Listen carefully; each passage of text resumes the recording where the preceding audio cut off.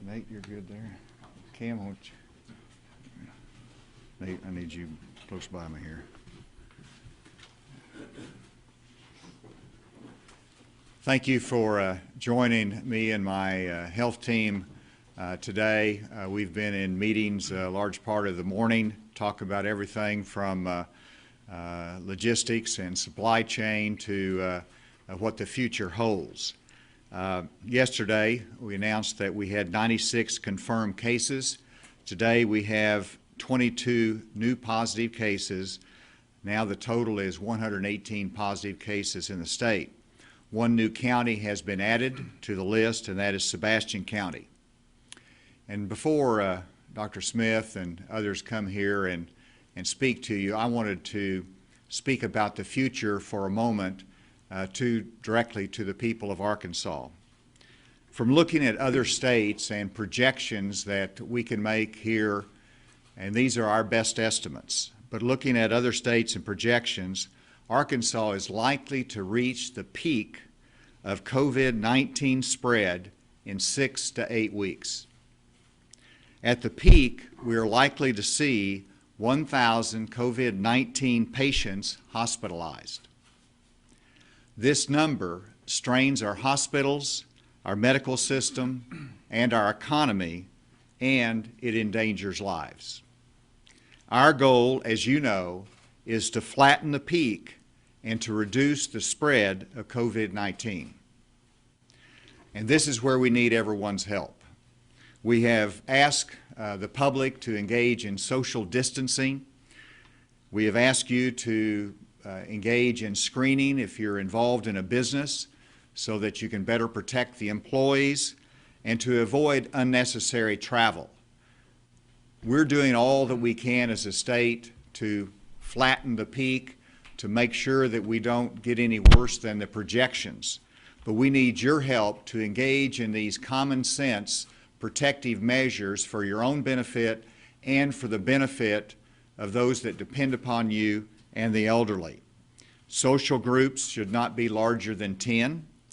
If we are successful in this effort as a public, as Arkansans, then we don't have to do what other states have done, which is shelter in place, cease more business activity, lose more jobs, and as you see, they have gone to more extreme measures.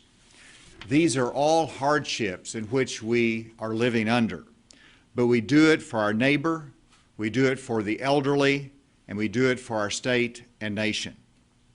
And so what will life be like over the next 6 to 8 weeks if we are successful in keeping that peak at that lower level that I mentioned? And the answer is, over the next 6 to 8 weeks, we produce, we work, we adjust, and we support each other. And that is important that we all do our part. Let me give you an illustration of a message that I received just last night. It was from a company in Arkansas in which there was a positive case for an employee within the workplace.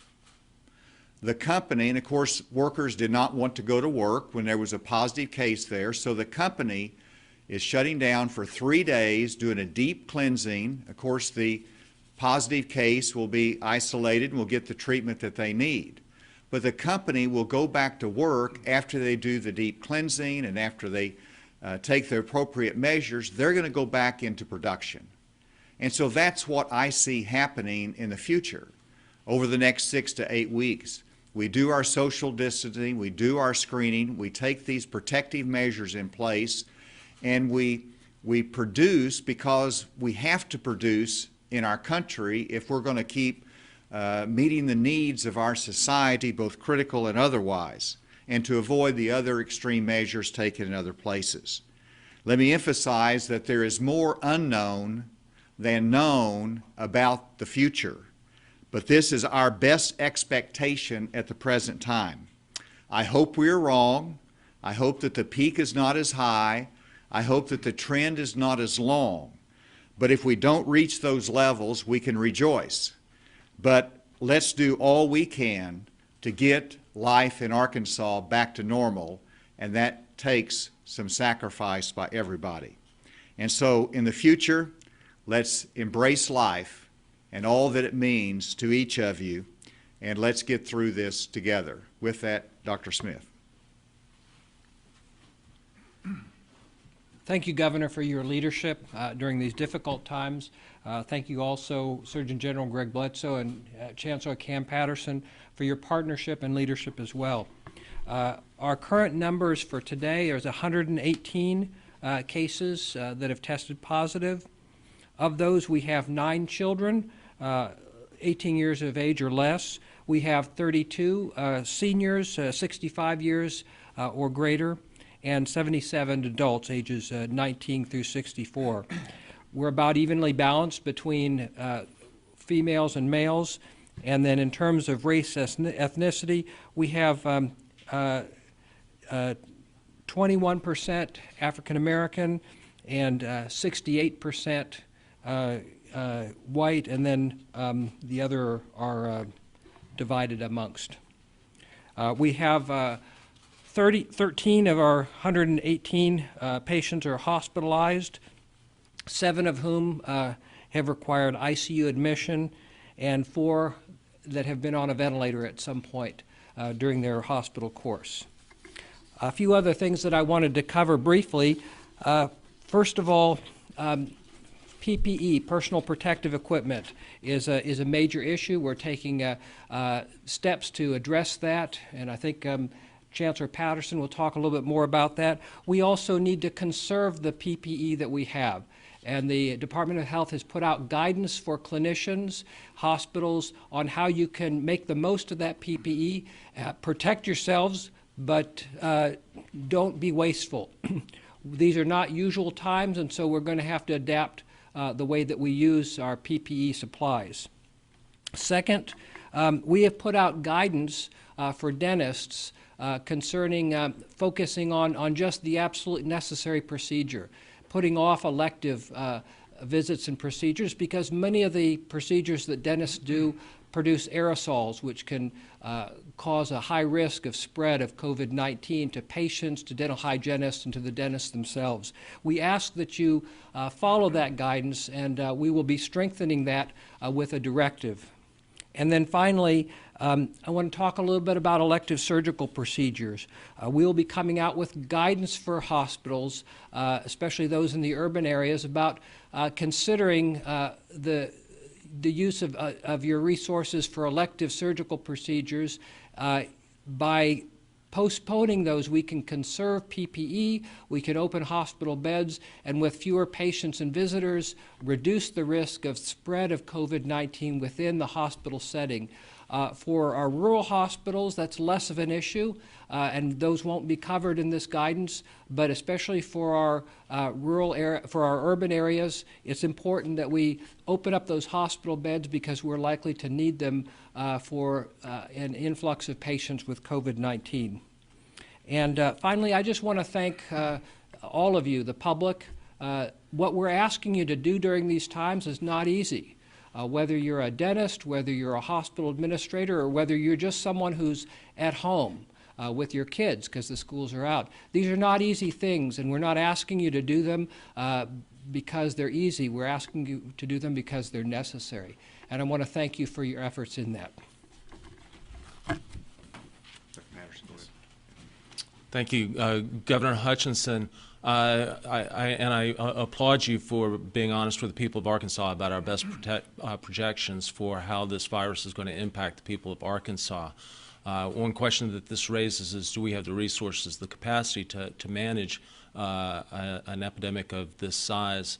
And while we are working through the logistics of how we are going to manage a sick patient population of this size, I think that based on our best projections, I do think that we will be able to manage that, and I think it's heartening to know that of the problems that we have already begun to face, we've been able to come to resolution with many of the difficulties that we have faced as we've learned about COVID-19. For example, the issue of testing for COVID-19. The Arkansas Department of Health has borne the brunt of that burden so far, Starting tomorrow, UAMS will be doing 240 COVID-19 assays a day, and then next week we'll add an additional 500 COVID-19 assay capacity for the state. These are all assays that will not require send out to commercial laboratories, and will have much more rapid turnaround time than is currently existing for commercial assays. So we'll be able to do on the order of 750, 800 COVID-19 assays at UAMS for people across the state with 6 to 10 hour turnaround time. This will greatly facilitate testing. It will also greatly facilitate determining who needs to be quarantined, who doesn't need to be quarantined, who we need to be concerned about in terms of further therapy. Another big announcement this weekend was the creation of a fund, $30 million. And Governor Hutchinson, I thank you for your leadership in bringing this together, through which UAMS will use our sourcing department to identify bulk purchases of personal protective equipment for hospitals and medical centers across the state of Arkansas. This will dramatically facilitate our ability to push PPE out where it is needed, and also make it easier for systems in Arkansas to get personal protective equipment at lower than market rate. So this is, I think, a big advance for us in making sure that our healthcare providers are safe as they are managing these patients, and that we are conserving our resources to the best of our ability to do so. Now, having said that, I want to remind everybody that if you are an individual who's concerned about whether you have COVID-19, your first step really should not be to go directly to a healthcare provider. You should not be in an emergency room or a clinic if you can avoid it. And we have hotlines set up across the state, including at UAMS, where you can be screened by telephone. We have UAMS Health Now, which is available for a face-to-face consultation through your iPhone, your tablet, or your laptop. And there are at least 8 sites across the state of Arkansas, including 3 in Little Rock, at Baptist, UAMS, and Arkansas Children's for pediatric patients, where you can be screened in a drive-through so that you can avoid having to have face-to-face interactions with a healthcare provider in an emergency department. We encourage you to use that. Remember, the things that we can do to help stay on the trajectory or improve the trajectory that we are on are simple. They're the 4 things that Governor Hutchinson articulated: social distancing, good hand hygiene, screening when appropriate, and avoiding unnecessary travel. If we can just focus on those 4 things and do them well, we will be in good shape.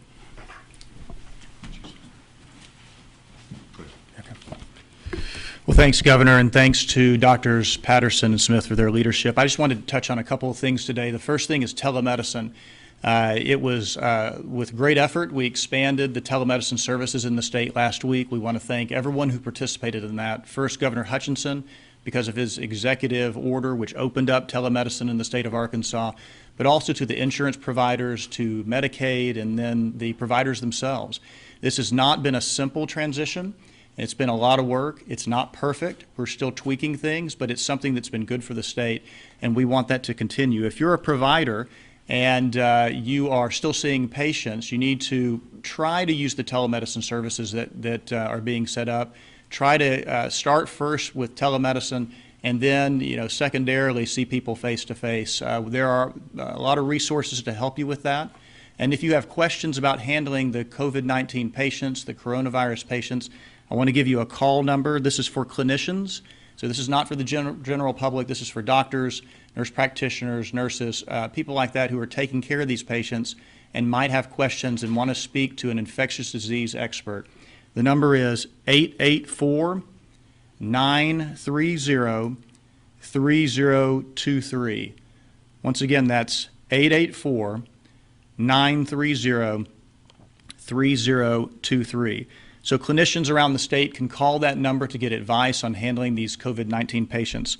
And one other thing I want to say, this has been a big disruptive event. And when you have a disruptive event, especially one that's as large as this, you start looking for innovators and innovation. There are basically two ways that we get innovation. We get it top down, and that's what we're trying to do with our government supply chains and the government services. We're trying to innovate within our structure, and thanks to Governor Hutchinson's executive order, we're able to do that by getting rid of some of the regulations that were holding that back. But there's another type of innovation that's really important for the public, and that's the bottom-up sort of innovation. And so this is the sort of innovation that we can all do. So whether you're a healthcare worker or a business leader or a church leader or just a mom and dad who's trying to figure out how to handle these new parameters with social distancing and quarantining, what we would encourage you to do is look for ways to be innovative and creative in solving some of these problems. What does this look like? Well, in healthcare, we just talked about telemedicine. That's one way. In businesses, I've been really amazed and inspired going around and talking to people in various small businesses and asking them what they're doing in the new social distancing phase that we're in. And a number of them have explained to me very creative ways that they're holding on to their employees, supporting their community. We want that to continue. And then with our families, it's a big change. The kids are at home. A lot of the parents are working remotely. There's a lot of different things that we can be doing to innovate within that structure. And so we want to encourage people to invest this time that you have. Use it to get healthy. Use it to exercise, be outdoors, spend time with the family. I was texting with a buddy of mine, Jake Beckett, who sent me his reading list that he's been reading through. And I appreciate the list that he gave me. It's one of the things that we're going to be talking about in my family, about reading more and spending time together. So these are just some of the ideas that we have been talking about. We are excited and encouraged that the communities seem to be coming together to support each other. And we want to continue to do that so that we can support each other in this transition with social distancing moving forward. Thank you. Any questions? Certainly, Steve? Washington Post has a story which you may be familiar with, that apparently the intelligence community, the story says the intelligence community was providing the White House as early as January with information that this thing was getting out of control in China, far worse than the Chinese were acknowledging. When, sir, did you get the first hard information from Washington? Any agency, the White House or any other agency, when was your administration, did your administration get some early warnings? What were the first? Our warnings were generally the public information from the media. I couldn't pinpoint a date. I'd have to look back in the calendar. Quite frankly, probably the most early serious warnings came from Senator Cotton, who raised the alarm, actually, what I recall. But I'd have to get specific information. But generally, we received information through the public venue as to the challenges that might be in the future for the country. In other words, you were getting it as soon as we were. Is that Yes. fair? That's correct. Yes. I want to ask more about this peak in 6 to 8 weeks. At that point, what's your expectation in terms of tests per day, how many positives you expect to be getting per day, and what the total percent of the population that you expect to be sick this time? Let me emphasize that whenever you articulate it with the number of COVID-19 patients that are hospitalized at 1,000, there during the course of a week will be patients who are hospitalized and released to go home. So that is a peak of a constant state of hospitalization of 1,000. That's just a measuring stick. Obviously, when you reach the peak, then you have a downward trend, which we're anxious to get to. And of course, then you still have people hospitalized, but it's a downward trend. I'll let Dr. Smith start on the comments as to how this relates to testing. Obviously, if you have 1,000 that are hospitalized, then that means you have many, many more that are sick that are simply at home, and you have many, many more that are being tested. So why don't you add to that, Dr. Smith? I'd like to start by saying that modeling and estimates are all based on previous experience, and we have limited experience with this virus, and so none of them are likely to be precise. But based on our estimates of how many in populations that have been infected so far, then we can look at that and then estimate the number who are likely to be ill enough to require hospitalization. And that's different in different populations, so there's obviously some range to that. And then, of course, a smaller proportion of those who will be sick enough to require more intensive care or a ventilator. And those are some of the numbers that we're looking at. Again, there's a range of estimates, but this is what we'll continue to refine as we go along, as we get more information about what's actually happening here in Arkansas. But do you have like a rough estimate for what percentage of the population you think will get sick from this virus? It'll be difficult to know here. What we're finding out is that many people are infected asymptomatically or have very mild symptoms, and so what we've had reported to us may not be the total percentage of the population that's actually infected, but models have used a range from 27% up to even higher, 45 or so percent. What known rate of infection will you require that people actually shelter in place the way it's been done? Well, this is something that you evaluate every day, but the purpose of my communication today on the next 6 to 8 weeks in our future is to give people confidence that if we do what we're supposed to do in terms of social distancing and taking care of ourselves and each other, then we will meet our goal, we'll reduce that trend line, and we won't have to go to those extreme measures, such as you've seen elsewhere, home isolation, sheltering in place and things like that. That would just totally shut down everything, except for essential services. And so your question is, at what point do you make that determination? That determination, one, is not being planned. That is very, very important because I get constant communication. Are you going to be shutting down the construction industry? Are you going to be shutting down, manufacturing? And the answer is there's no plan to do that. And if we do what we're supposed to do, we won't have to get there. But this is a public health emergency, and we'll listen and evaluate that every day based upon what we learned from other states, what is successful, and what we need to do to reduce that trend line to get us over this as quick as possible. Has the health department suggested a rate where you might consider it, a rate of infection among the population? I believe the answer is no, but I'll let him answer that. No, that's really a more complicated decision than one parameter, and we're really not going to know the true percentage of the population infected because we won't be able to test everyone every day. But we'll be looking at number of hospitalizations, we'll be looking at the acceleration of new cases, we'll be looking at what's actually happening in our communities. If they've largely shut down anyhow because of sick individuals, that would be a reason. But very much so, we're going to be looking at the experience of other states. There are big costs to sheltering in place, and there's, so far, not a proven benefit to that. So we want to see some evidence that those are strategies that actually work before we recommend them or experiment with them in our state. Can you give us an update? We're going to go back here but I have one more comment. Let me finish up here that when you look at measuring sticks, you could say, well, how many are we testing? How many actually have COVID-19? You could look at how many people are hospitalized.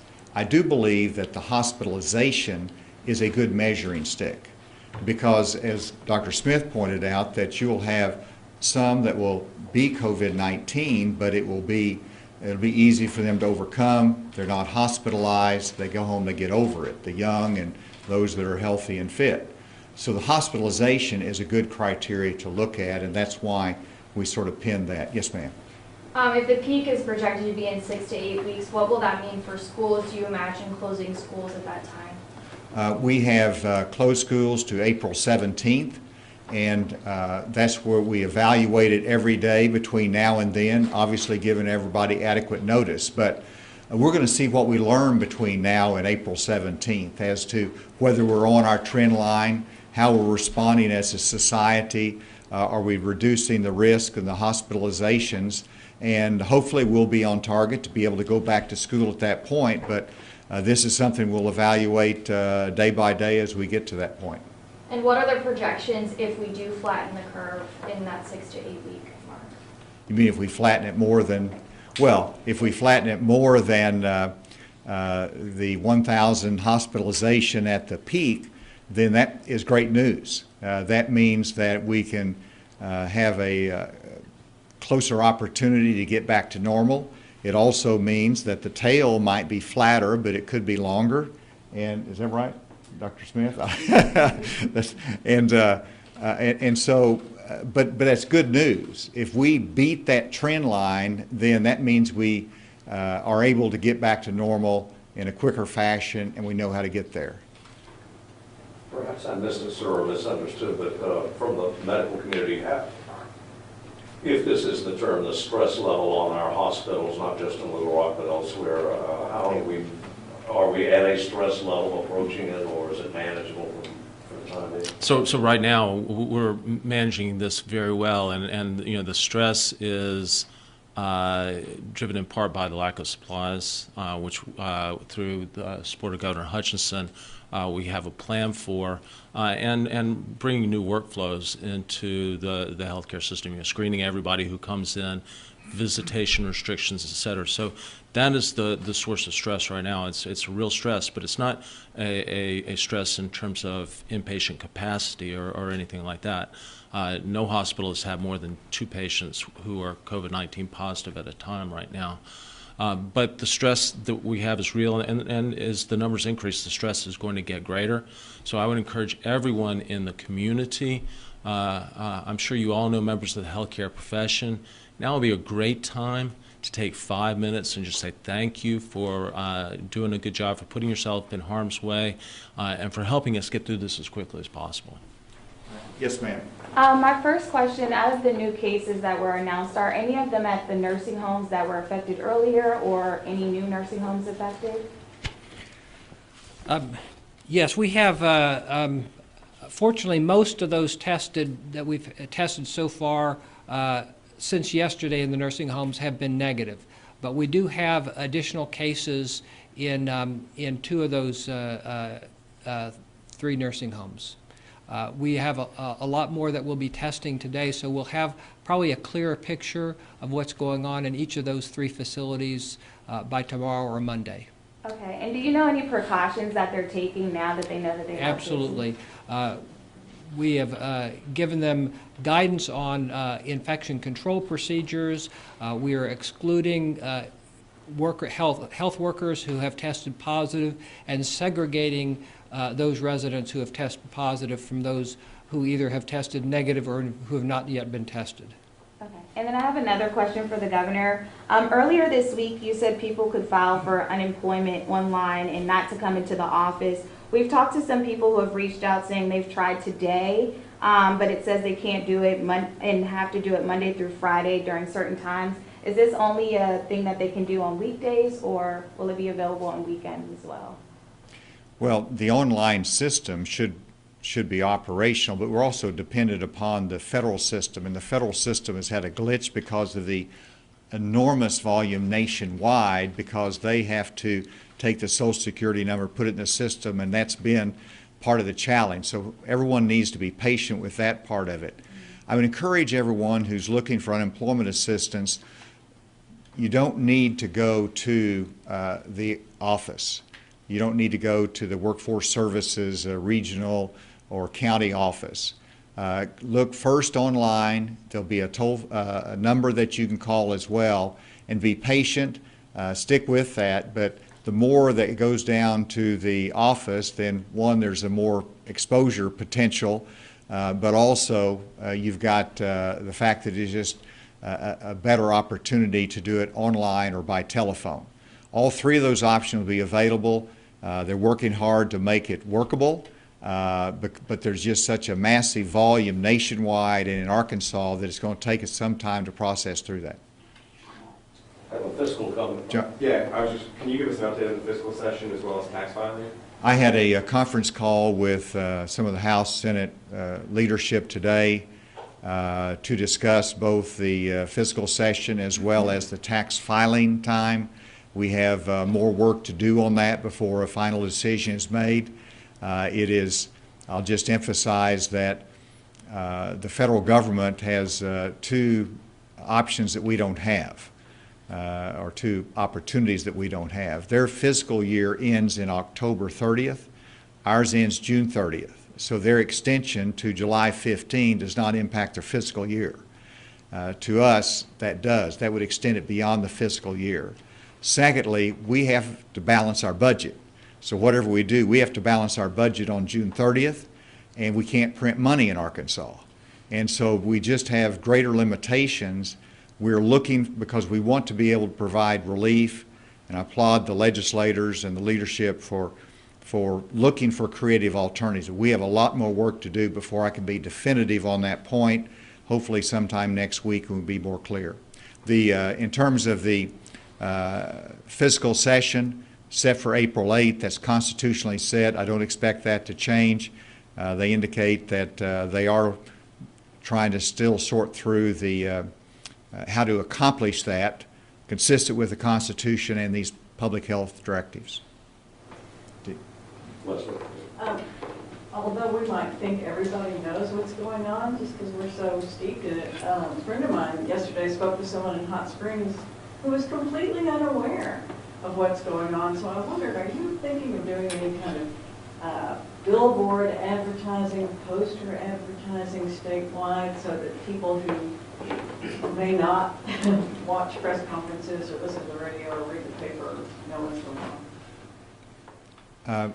Well, we hope we don't have to invest money in advertising. But I did note that the city of Little Rock did some of that. So we will evaluate that, but your point is well taken. There is a need for us to get the word out better. I would encourage everybody who's listening to this to use social media to help us expand the information flow. And I think it's part of the challenge too is that we've provided guidance and some people aren't listening to that guidance.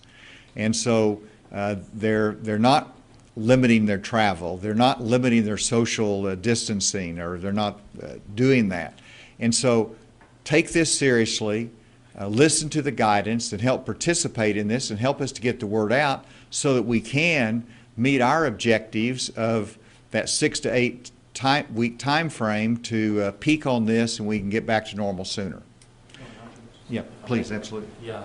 So this past week, I recorded a couple of public service announcements. So I would encourage the local media to run those so that we can get the word out about this. I'm sorry. Go ahead. Have you been in touch with Mr. Walter or any intel from DFNA regarding the revenue situation thus far? So collections since this arose? Well, I have very regularly with them, and we should be fine in March, which is a little bit of a surprise, but it's, March will be okay. But April, May, and June, the projections are that we could take a $100+ million hit to general revenues, just simply logically because sales tax revenue goes down. Individual tax payments will go down. And of course, if you delay the filing deadline and payment deadline, that's a significant hit as well. And that is of concern and something that we're addressing. But there is an economic hit that everybody feels, and it's just natural that they feel it individually. We're going to feel it as a state as well. One final question. I've got one, sir. All right, we got two then. One here, Steve, and one in the back. With Steve. Dr. Patterson would seem to be at pains to thank you for your candor and the honesty, I think was his word. You feel that Washington's been honest with you and your counterparts across the country? I think Dr. Fauci and they've been very clear in their best estimates and projections on this. They recognize that it's a little bit unpredictable. So, I have no quibble with what they're saying. but every state is unique. And, New York's going through a circumstance in California. Arkansas is in its own time frame here. And so they might be saying one thing in Washington that's honest nationally, but we need to evaluate where we are. And so this is just simply me as the governor trying to explain with my health team to Arkansas what's ahead for us. Yes. I know we're all trying to avoid person-to-person contact and things of that nature. A lot of people have been asking, will you consider waiving service fees for people that have to pay for different fines and things of that nature? Because a lot of them don't feel comfortable, sending checks or putting money in the mail. So they just want to know if you would consider waiving service fees. Well, service fees for what? For when they're paying for court fines or different things of that nature. Well, people have to adjust, and if you have to, if you don't want to put something in the mail, you can. Well, hopefully you can pay many of those things online, but you just have to adjust. I mean, you can't stop paying your rent. You can't stop paying your mortgage payment. You certainly will have a bigger challenge if you lose your job, and I expect some compassion in terms of those that are relying upon those payments. But those decisions in terms of court fees and things like that are really determined by the court, the judge, or the local jurisdiction. Yes? Can we just clarify what testing we've gotten back from the nursing homes and how many we're waiting on? I don't have all the specifics there. We actually have collected specimens, or together with the nursing homes have collected specimens and are collecting on all of the residents and all of the staff. And we're moving those through our testing today, and then probably even tomorrow, perhaps even Monday. We'll have a much clearer picture of where we are when we have some of those results. Steve, did you have one final question right here, Yes, sir. Steve? Dr. Fauci is often, and his colleagues, his clinical colleagues in D.C. have been saying one thing. An entirely different message was coming from the White House. Let me just say, I know the president and his team just had an hour and a half news conference on this. I didn't have a chance to listen to it. So I really have been listening to my team right here. I can't comment on the message coming out because I, quite frankly, have been too busy to deal with the circumstances that we face here. So I do the best I can to keep track of that, and I study it, but I just haven't been attuned to a lot of the messages coming out. Thank you all very much today.